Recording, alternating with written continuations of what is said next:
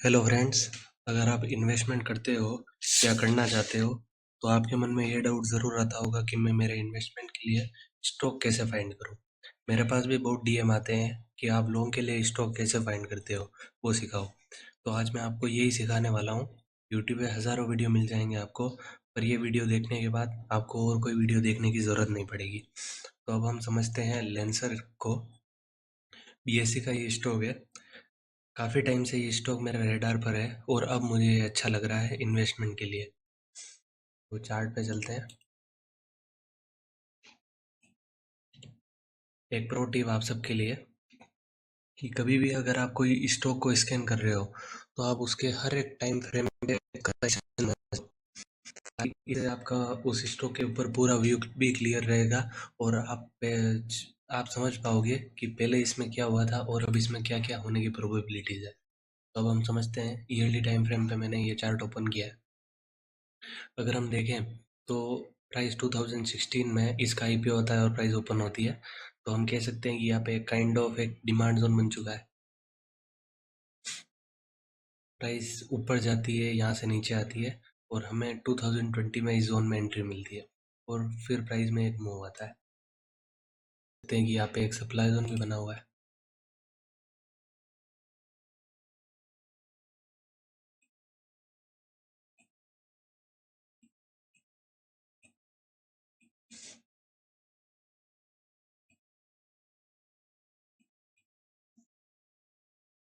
ये एक supply zone बना है, पर मैं इस सप्लाई जोन को कंसीडर नहीं करूँगा क्योंकि ये कैंडल अभी लाइव कैंडल है। दिसंबर चल रहा है तो इस दिसंबर में प्राइस अगर ऊपर बाइंग आती है तो ये कैंडल तो बेस कैंडल बन जाएगी, तो हमारे इस जोन को मार्क करने का कोई फ़ायदा नहीं रहेगा। तो हमें हमेशा कैंडल क्लोज हो जाए वो ही मार्क करना है, लाइव कैंडल को कभी मार्क नहीं करेंगे। अब हम हाफ ईयरली पे एक्शन समझें। ईयरली की पिक्चर मैं सब डिलीट कर देता हूँ। अगर हम हाफ ईयरली पे एक्शन समझें तो प्राइस 2016 में इसका आईपीओ होता है और प्राइस ऊपर जाती है। तो हम कह सकते हैं काइंड ऑफ कि यहाँ पे एक सप्लाई जोन बन चुका है, डिमांड जोन बन चुका है। प्राइस ऊपर जाती है और ऊपर से प्राइस नीचे आती है। तो नीचे आते आते प्राइस में यहाँ पे एक सप्लाई जोन भी बनता है।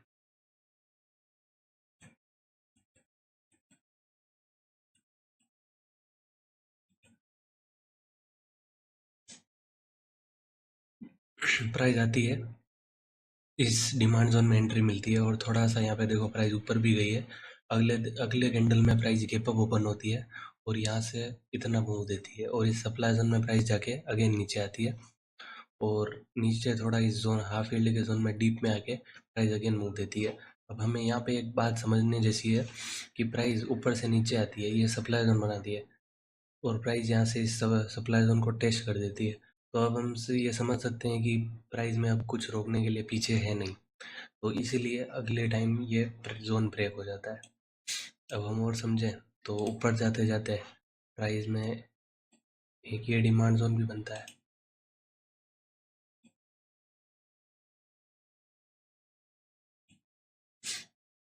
अगेन प्राइस ऊपर जाती है, अगेन यहाँ पे एक बेस कैंडल बनती है डिमांड जोन की। अगेन ये डिमांड जोन बना, पर इस जोन में एंट्री नहीं मिलती है। अगेन प्राइस ऊपर से जा रही है। अब प्राइस में यहाँ पे देखना है, यहाँ पे एक डिमांड जोन बना है और प्राइस ऊपर जाती है और ऊपर से नीचे आती है। तो काइंड ऑफ हम कह सकते हैं कि यहाँ पे एक सप्लाई जोन भी बना हुआ है।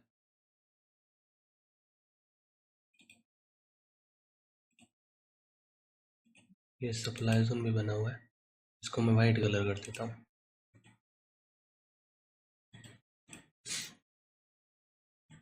प्राइस सप्लाई जोन से नीचे आती है और प्राइस यहाँ से ऊपर जाती है। तो कहीं ना कहीं मैं ये कह सकता हूँ कि यहाँ पे एक डिमांड जोन भी बन चुका है।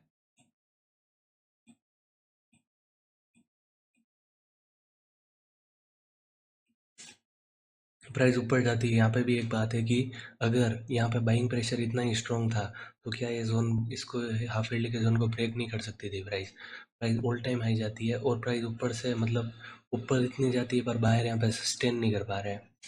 मतलब कहीं ना कहीं हमें यहाँ से ही पता चल रहा है कि कुछ सेलिंग प्रेशर तो आ रहा है।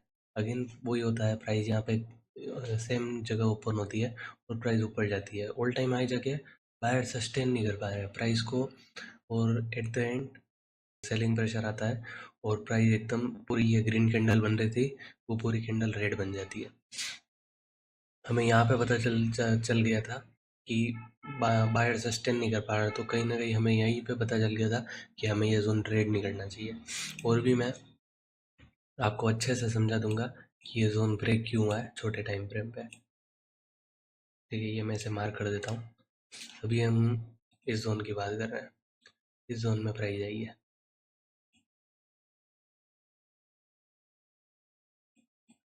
तो अब हम क्वार्टरली पे चलते हैं। क्वार्टरली पे अगर हम देखें, ये जोन आपको बहुत अच्छा लग रहा होगा कि इस क्वार्टरली के जोन ने हाफ ईयरली के सप्लाई जोन को ब्रेक किया, बट छोटे टाइम फ्रेम में मैं आपको समझाऊंगा कि इस पे असली में क्या हुआ था। अभी प्राइस यहाँ पे है, यहाँ पे भी अगर आप एक्शन समझना चाहो, प्राइस यहाँ से ऊपर जाती है, सेलिंग प्रेशर आता है और अगेन डाउन आती है।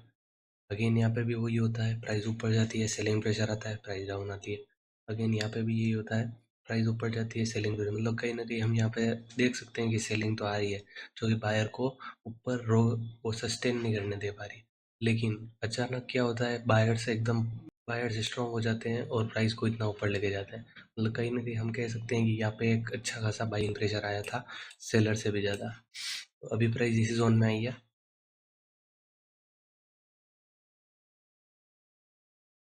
क्वार्टरली का ये मैं मार्क कर देता हूँ। तो हम चलते हैं मंथली पे। मंथली पे अगर हम देखें, ये जोन हमें बहुत अच्छा लग रहा है। ठीक है, मंथली के जोन ने हाफ ईयरली के सप्लाई जोन को ब्रेक किया, अच्छा है। ऐसा नहीं कि ये जोन डायरेक्ट ब्रेक हो गया, इसने अपन इंस्टीट्यूट तो दिया, बट ये ब्रेक हुआ। अभी प्राइस इस जोन में आई है, हाफ ईयरली के जोन में। अभी हम चलते हैं वीकली। वीकली पे ट्रेंड हम देखें तो क्लियर कट डाउन है। डेली पे हम जाते हैं, मैं आपको ये समझाता हूँ ये जोन ब्रेक हुआ। सबसे पहले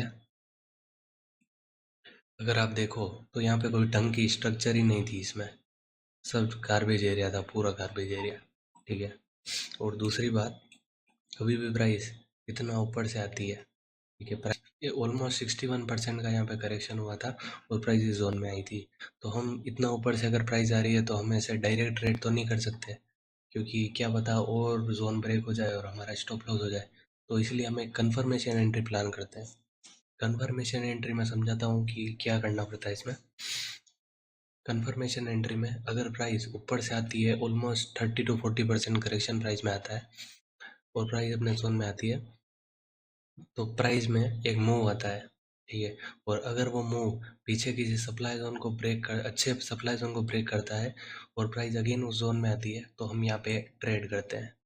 ठीक है, इस केस में क्या हुआ, प्राइस में मूव तो आया बट पीछे के कोई सप्लाई जोन ब्रेक नहीं हुआ है। एटलीस्ट अगर प्राइस इस कर्व के ऊपर भी क्लोजिंग दे देती तो भी मैं 100% रिकमेंडेशन देता मेरे चैनल पे, बट ऐसा हुआ ही नहीं। और प्राइस अभी हम जो डिस्कस कर रहे हैं, अभी हमारा जो जोन है उसमें प्राइस आई है। आप बोलोगे कि यहाँ पे भी कुछ ऐसा गार्बेज ही है, कुछ अच्छा नहीं है, बट अगर हम कंफर्मेशन की एंट्री की बात करें, वो हमें यहाँ पे बिल्कुल मिली है। प्राइस यहाँ पे आती है, थोड़े दिन इसमें होल्ड रहती है, बट एकदम से प्राइस में मूव होता है और प्राइस यहाँ पे जो पीछे ये कर्व है, इस कर्व के ऊपर भी क्लोजिंग दे देती है। मैं इस डिमांड जोन की बात कर रहा हूँ, ये वाला डिमांड जोन। इस वाले डिमांड जोन में क्या होता है, एकदम से बाइंग आती है और ये पीछे जो सप्लाई जोन है उसको ब्रेक कर देती है। इनफैक्ट अगर मैं देखूँ तो यहाँ पे एक वीकली सप्लाई जोन भी है।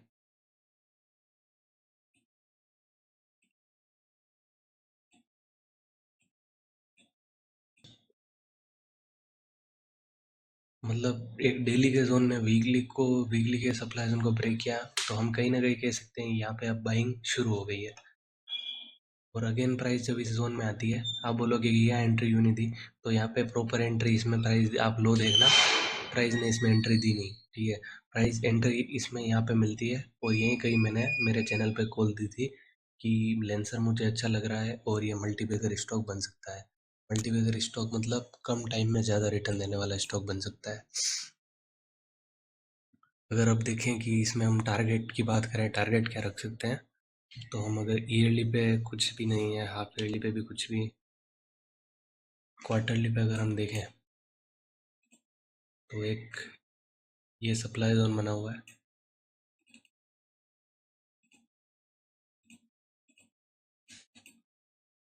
अब मंथली पे जाएं तो मंथली पे वो मैं इस क्वार्टरली के जोन को, ये सब पिक्चर में डिलीट कर देता हूँ।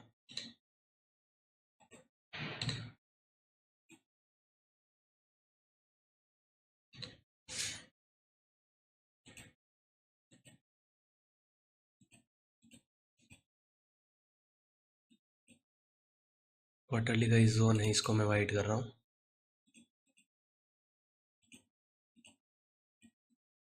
मंथली पे चलते हैं, तो मंथली पे हमारे पास दो सप्लाई जोन है। एक सप्लाई जोन है हमारे पास ये वाला,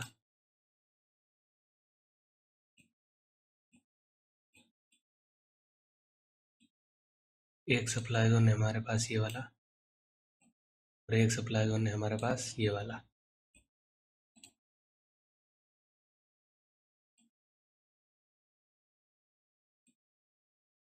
अगर हम डेली पे देखें तो डेली पे देखो, अगर आप इन सप्लाई जोन में देखोगे तो आपको कुछ स्ट्रक्चर खास दिखेगी नहीं।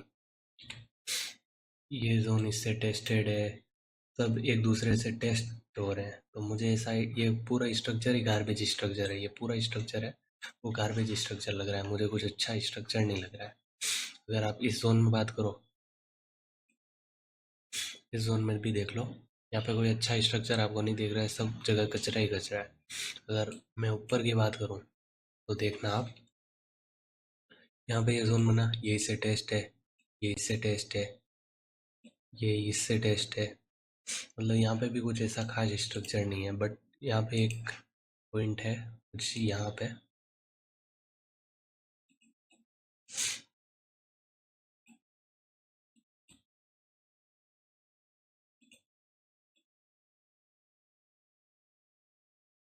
जो कि प्राइस को रोक सकता है।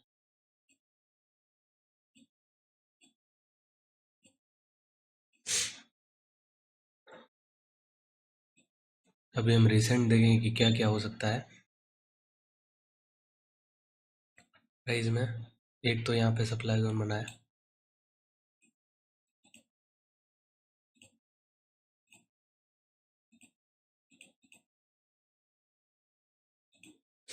एक प्राइस में ये सप्लाई जोन बना,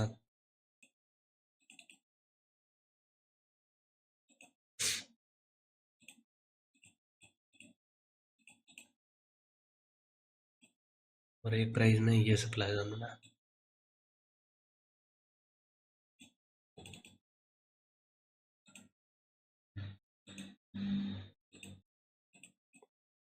ये वाला सप्लाई जोन है, इसमें भी प्राइस है, ठीक है। और जो ये वाला सप्लाई जोन है इसमें प्राइस ऑलरेडी आ चुकी है और डाउन आ गया है, तो ये इससे टेस्टेड है, इसमें भी प्राइस है, मतलब ये भी टेस्ट हो चुका है।